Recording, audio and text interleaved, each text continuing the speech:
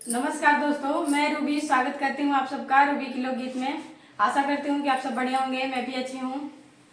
आज हम लोग लेके आए हैं करवा चौथ का गीत, तो चलिए सुनाते हैं। आज की गीत सुनते हैं कैसी लगी। आप सभी को ये गीत कैसी लगी कमेंट में जरूर बताइएगा। वीडियो अच्छा लगे तो वीडियो को लाइक शेयर सब्सक्राइब जरूर करें। हो रहे सजना के लम्हारे उमरिया, मैया पूजी चरनिया।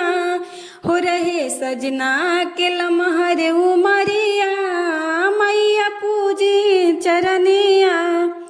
पूजी चरनिया मैया पूजी चरनिया, पूजी चरनिया मैया पूजी चरनिया।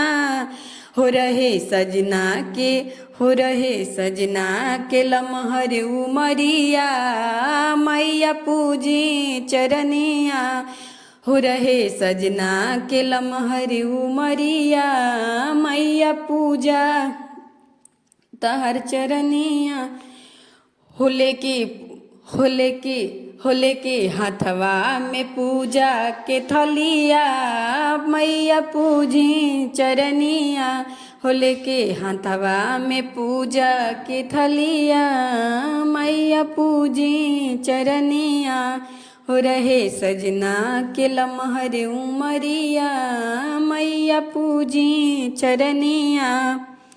हथवा में लेके करवा छलनिया, मैया करी चांद के दर्शनिया। हथवा में लेके छलनिया, हो करी चांद के दर्शनिया।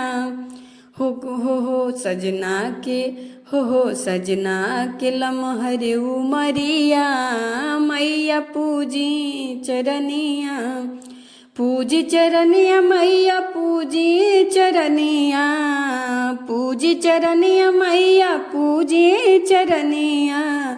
हो रहे सजना के लम्हर उमरिया, मैया पूजी चरनिया। अतने तू दे द बरदनिया, मैया पूजी चरनिया। अतने तू दे द बरदनिया, मैया पूजी चरनिया। हो देखी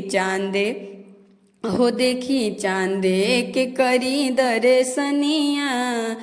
पियवा के लेके छलनिया, देख पियवा के करी दर्शनिया। मैया लेके छलनिया, हो मैया हतने तू दे द बरदनिया। रहे पियवा उमरी बनल रहे उमरिया। जय करवा मैया की।